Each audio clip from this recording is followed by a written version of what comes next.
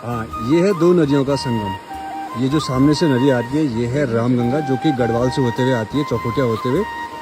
अभी हम खड़े हैं केदार पर, और ये जो नदी आ रही है ये है विनोद नदी। ये नदी आ रही है श्यालदी की तरफ से।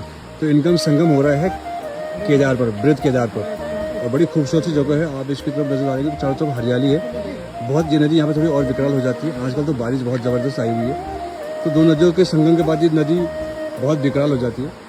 और यहाँ पर एक बहुत अच्छा ब्रिज बनाया गया है इसी के देखते हुए। और नीचे देखेंगे तो पहले यहाँ पर एक झूला पुल हुआ करता था, ये झूला पुल है, इसी से आवागमन था पहले, और वो गुफा के अंदर से निकलते हुए आ रहा है। देखिए इतना सुंदर है।